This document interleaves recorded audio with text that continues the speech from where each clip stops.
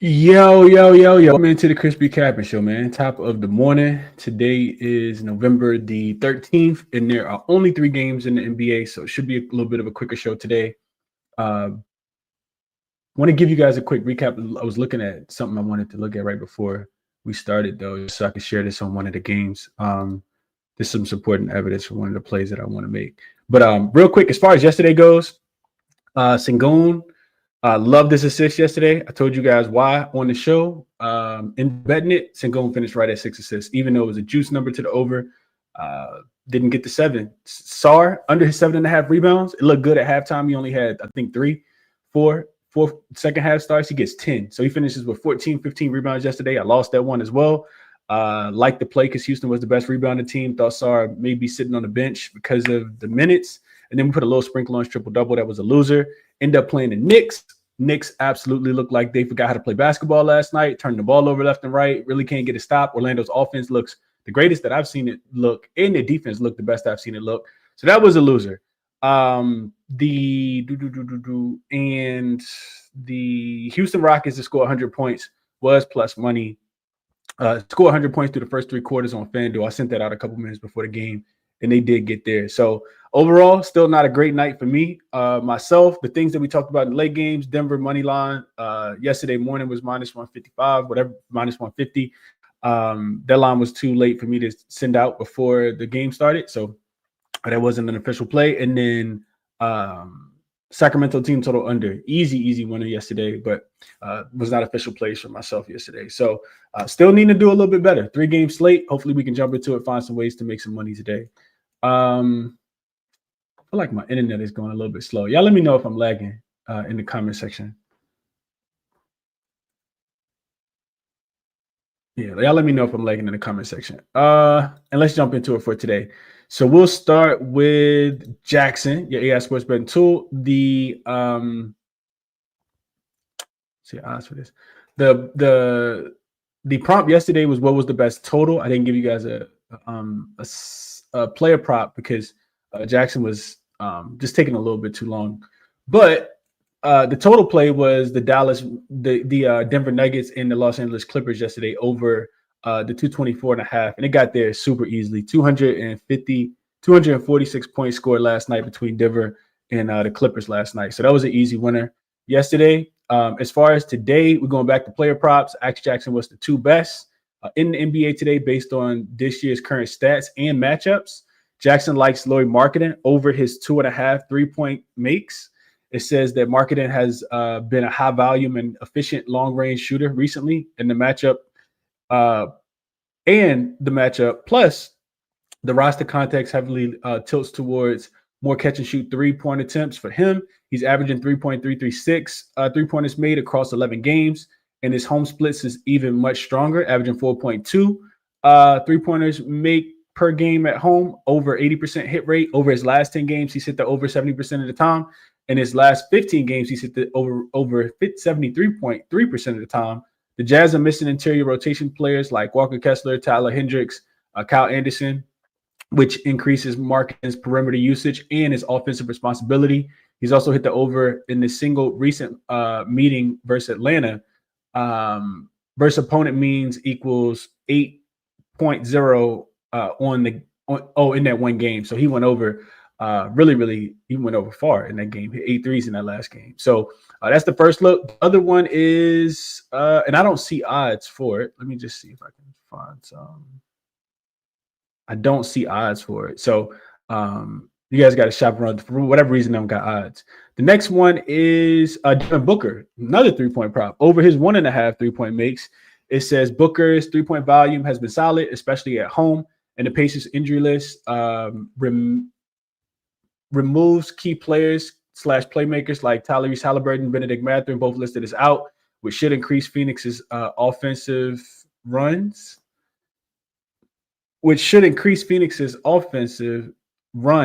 through Devin Booker and create more perimeter shooting opportunities. My fault. Booker's last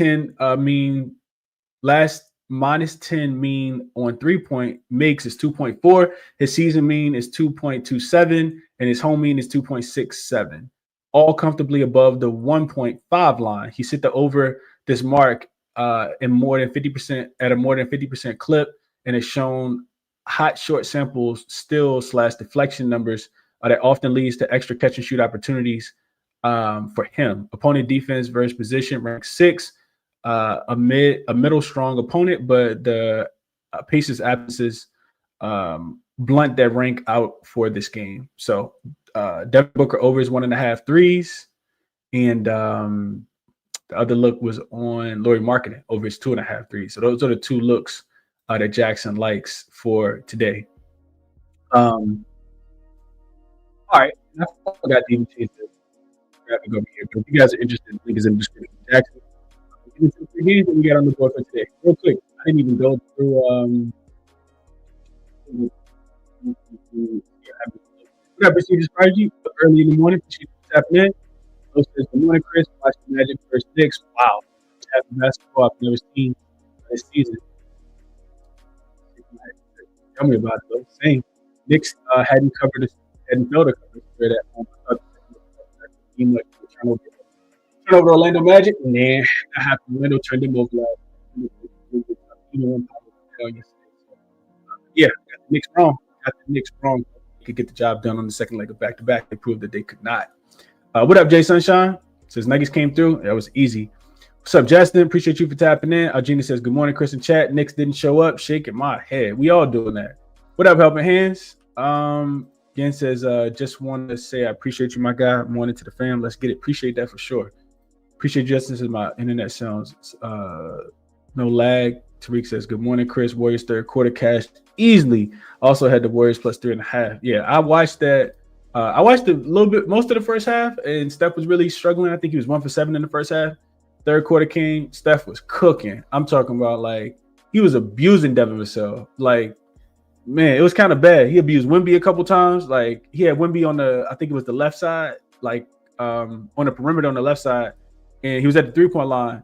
And like before you snap your fingers, Steph was at the rim. Wemby was still at the 3-point line.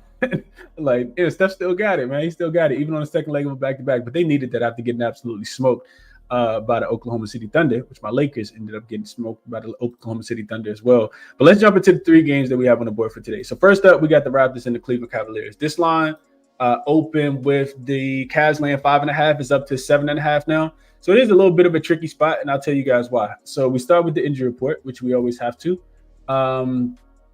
The Toronto Raptors have Ochai Agbaji listed as questionable.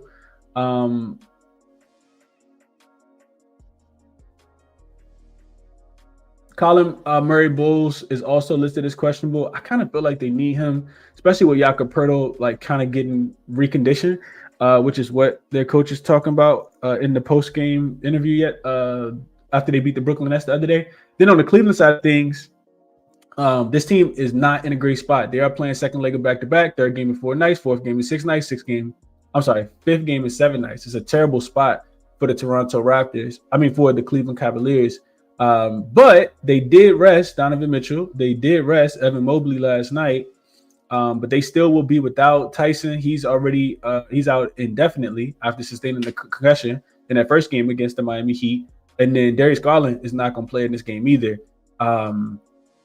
He is going to be out for a little bit of time after he got entangled with Nikola Jokic on a drive to the basket in that first game as well. So you get Donovan Mitchell back. We're expecting Donovan Mitchell to come back. You're getting Evan Mobley back. I don't really like the spot here. Even still, Donovan Mitchell, Evan Mobley means a lot. I know that's why the spread is moving up. I don't like the Cleveland Cavaliers here laying the points. I would be on the opposite side. Cleveland got a big win yesterday. Nice bounce back spot for them. A lot of those rotational players and bench players for the Cleveland Cavaliers probably won't play as good, in my opinion, in this game. I know that they're coming back home, but they play heavy minutes. Dean Wade, DeAndre Hunter, Jared Allen played 30 minutes, played 27 minutes yesterday. Lonzo may not play on the second leg of a back-to-back. So I think the point guard players struggle here. I'm already not big on laying a lot of points on fifth game in 7 nights. I like that the Raptors have the rest advantage. I don't like that this is their 4th straight road game, but they are 2-1 on this road trip so far. come off a pretty easy win. They didn't have to use a lot of energy in the game against Brooklyn to win by double digits. I know that the Cavs do have revenge in this spot as well. They beat Toronto.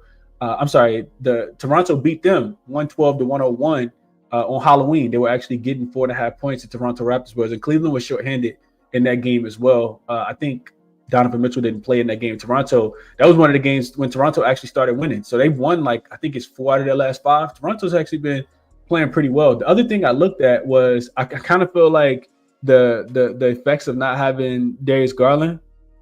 That's a big loss in my opinion, because I looked at the offensive numbers without Darius Garland. Remember, he didn't start at the beginning of the season. Darius Garland on the floor. This team is they're plus 14.4 with Darius Garland on the floor. So offensive rating of 128.3, defensive rating of 113.9. Absolutely cooking. Second best offense, 99 percentile per clearing the glass with Donovan Mitchell. With Darius Garland on the floor. Now, if you take Darius Garland off the floor, this offense drops from, what did I say it was? A 128.3 down to a 117.2. So offense, they're plus 3.2 in point differential. Defensive rating is 113. So the defense is about the same. The offense takes a significant hit. And for that reason, I think Toronto is going to be able to compete in this game again. I don't like the way that the number's going. I think if I can get a +8, I will be on that in this game. I'll take the points with the Toronto Raptors on the road in this spot. I think I saw 8 pop up. Let's see. No, still set at 7.5. I think Toronto can compete in this game though. That's my thought process on it. Let's see. Seen a lot of people on them last night too. Yeah, boy. I'm not betting against OKC. It's easy rule. Easy rule. You take them or you don't. You take them, you stay off the game. Denver, same way. Like the way that they playing right now, it feels like they're in a race to try to figure out who can be the best team. Like I ain't messing with it, man. Damien says Devin Booker has not hit a 3 in his last 3 games. I gotta go. Maybe those was home numbers. I gotta go look at that. Tariq says I have the Raptors on my notes. Yes, Raptors are nothing for me in this game. Cleveland is not. I don't like the spot for Cleveland, even with them getting arrested, Mobley and Donovan Mitchell back in this game. But the Raptors been able to score the basketball too. They've been pretty scrappy as of late. So that's the only way I would play this game. Let's jump into. I think it might have been one more thing I wanted to talk about really quickly. Let's see. The biggest thing I think was no Darius Garland on the floor.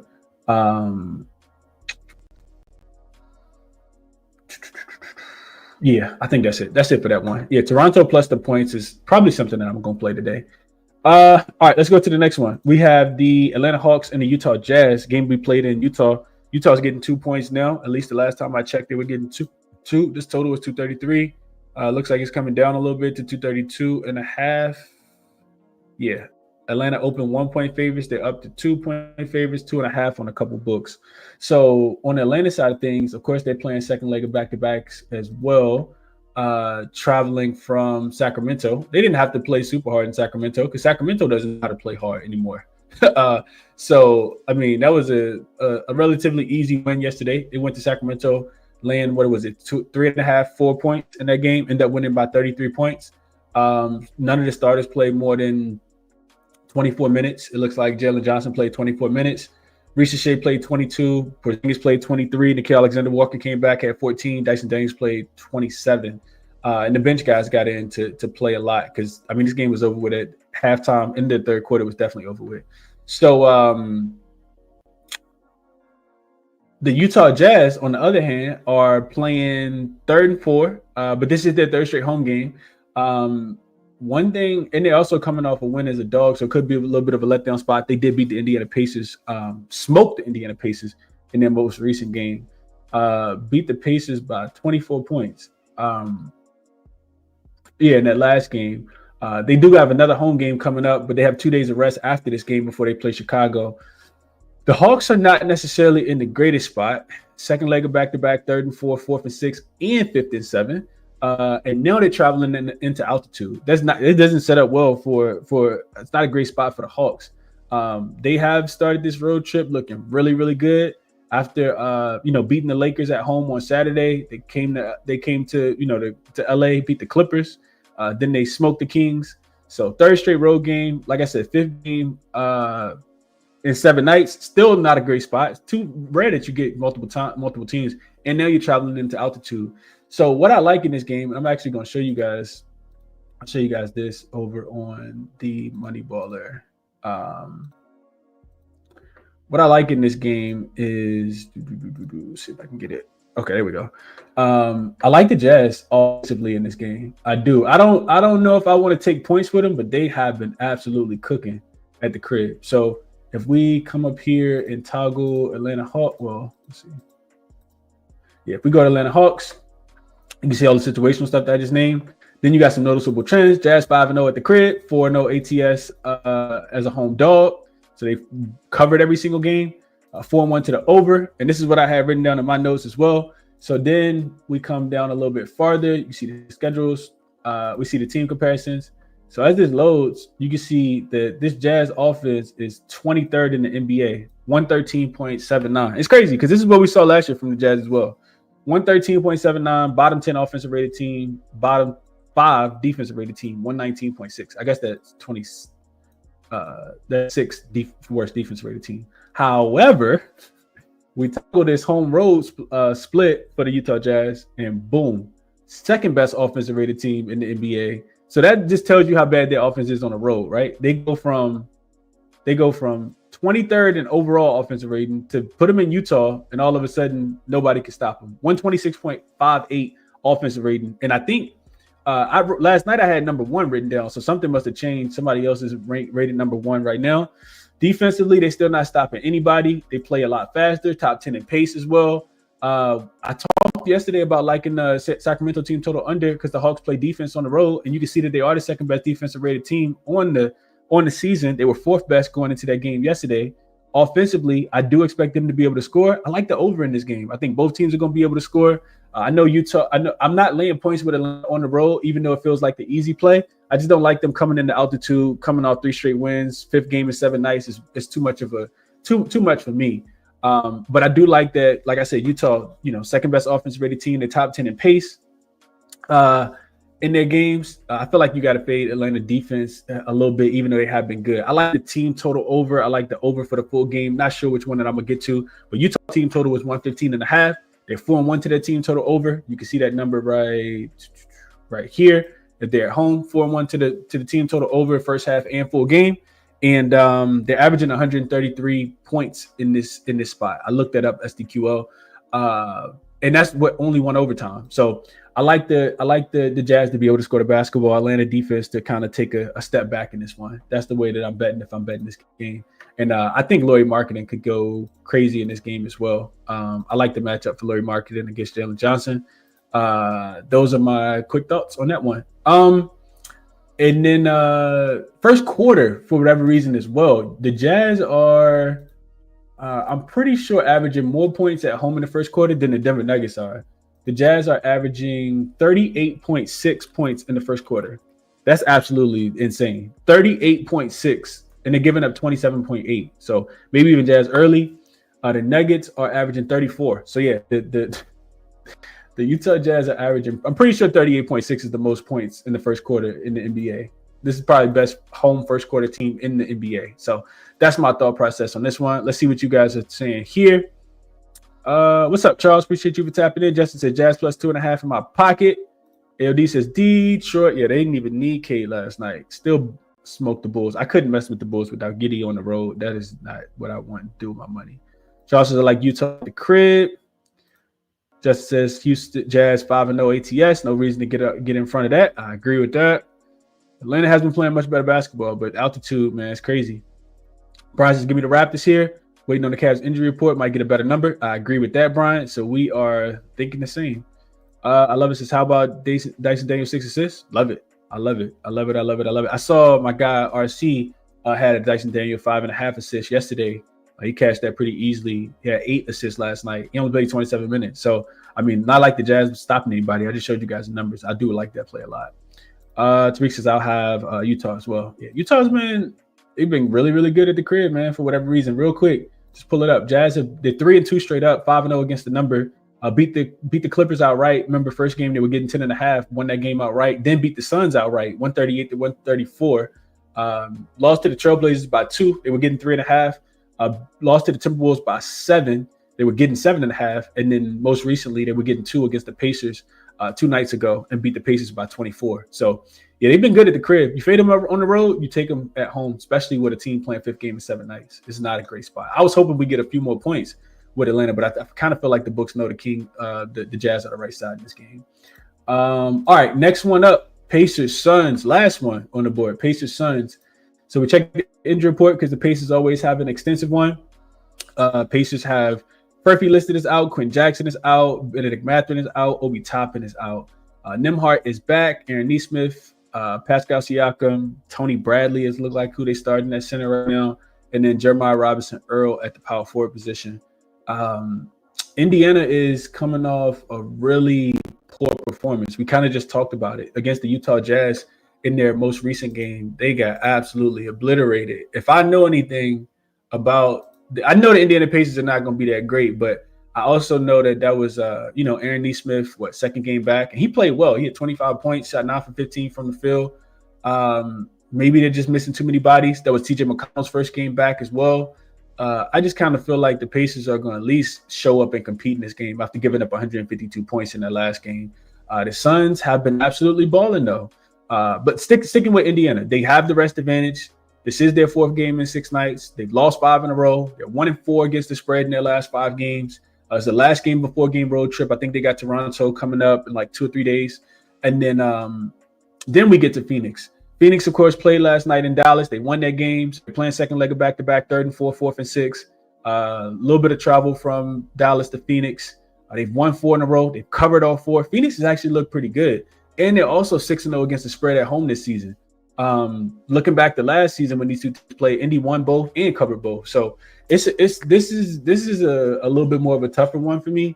I kind of think that Rick Carlisle is going to have his team ready to play in this game, just because you can't give up 152 points. Like that's kind of embarrassing. So looking back at that game, I'm just thinking about what the Pacers just allowed to happen. You give up 45% shooting from the 3-point line to the Utah Jazz. Lauri Markkanen hit 5 threes in that game. The Jazz shot 55% overall. The Indiana Pacers also turned it over. They only turned it over 8 times. They didn't. I mean, I guess they forced 14 times. I just think that's not a great team showing. I feel like Pacers have been better than that. I know that they're shorthanded. I don't know. I kind of want to find some way to back the Pacers, but I understand that the Phoenix Suns have been absolutely dynamite at the crib, man. No Jalen Green in. Yes, Jalen Green out. Doesn't even matter. They really struggled to shoot the ball in that last game, 27%. The Phoenix Suns have been really, really good at home. I do have it written down in my notes that they're only allowing 107 points at home, and you got an Indy team total that's 114.5. That feels a little bit too high. Maybe this game is a little bit more of an under game. If we're expecting the Pacers to play a little bit better defense than giving up 152 to the Jazz, maybe it's a little bit more of an under game. But I don't know. I just kind of feel indifferent about this game, so probably won't have any plays in this game. Real quick, I know the Pacers have been on this road trip, and it's been a terrible one. But you give up 114 to the Warriors. I know the Warriors didn't have Steph. You can't give up 152 to the Jazz. The Nuggets only got 117. So I expect a little bit more of a defensive showing. I guess that would all kind of lead me to an under. Pacers are 5-1 to the under in road games as well. And I kind of feel like the Suns, who will get home late, who probably did get home late, at home, 4-2 to the under as well. 4-2 to the under. They've held 4 opponents under their team total in this spot. I'm interested to see what the pace numbers are for the Pacers. I mean, for the Phoenix Suns at home specifically. So let's see. Yeah, it's 4th and 6 for the Suns as well. Let's see real quick. Pace numbers. So overall, Pacers are 13th in pace. Suns are 25th in pace. At home, the Pacers are 16th in pace. Pacers are 15th in pace on the road. 29th in offensive rating on the road as well. 21st in defensive rating. Phoenix is the 4th best defense at home. Yeah, it'd probably be under 233 is what I would play, even though the total is going up, because I wrote down 230 and a half last night in my notes, and it's up to 234 now. So clearly somebody don't agree with me, but that's what I'm thinking in this game. Henry says Jazz points, Raptors points, Pacers points. Underdog day. I'm not taking the points with the Pacers, but I will take the points with the Raptors for sure. And then I'll probably just bet the team total over for the Utah Jazz. If the Jazz are going to cover, it won't be because of their defense. Not even at home. They haven't slowed anybody down. Did you just take the overs in those games? Jazz money line do likes it as well. He says, I like the Pacers to play with honor tonight. They need redemption after being taken behind the woodshed. I agree with that. Justin says Pacers over for him, 234.5. So it's a 233 right now, flat on Caesars. Fanatics got one too if you're not limited. FanDuel got 230.5 as well. DraftKings got 232.5. If my eye screen is right now, 232.5 right now. So you can get a better number, Justin. He says no, under in that game. Yeah. Oh, so he's talking Pacers under. Okay. Yeah, I thought I read that right. Like the under, Banchero on his birthday, bet on himself to go under and needs to be investigated. He got hurt, Gregory. This ain't that bad, man. He got hurt. All right. Let's get into a recap.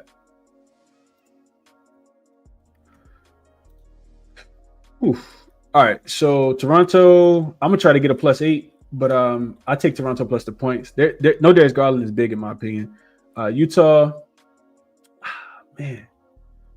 Utah team total over. I think the number was 115.5 is what I saw on DraftKings at even.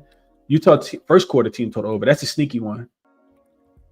And then in this last game, probably Indy Phoenix under 234. Books don't agree. Well, it actually is going down. It opened 234.5. It's down to 233.5. Okay. So under 233.5. I think that line's gonna move too. So let me pull this. Let me just share this with you guys so y'all can see it for my visual people. And then I do want to get a quick line real quick. I'm gonna do this super quick. Just get a quick line on the first quarter team total. May just be a first quarter over in general. I think Atlanta will be able to score too, but I just don't like them going into altitude. Fifth game in 7 nights going into altitude. That's kind of crazy. Jazz first quarter team total is 29.5 on FanDuel. It's minus 130. It's super juice, but I love that. 29.5. I just told y'all they was averaging 38 in the first quarter at the crib. So you can get 30.5 on ESPN bet at even plus 100 for the Utah Jazz in the first quarter. So these are the ways I'm thinking about the games today, man. Talked it out. Feel like we did a pretty good job. We'll see what happens. But I got to make at least 2 bets today. At least 2 bets, if not 3 bets. I may try to find one really good player prop as well for today. I feel like days when I make 1 bet, I typically find a way to lose that one. So whatever I end up betting, I'll send it out to the members. The resources are linked in the description if you guys are interested in checking in to get those out. Hit the like button for me on the way out. Subscribe to the channel. Turn the notification bell on. Shout out to everybody that tuned in live. Everybody that hits the like button. I appreciate you guys for sure. Big card tomorrow. We'll be back then. Enjoy your Thursday, man. I'm out.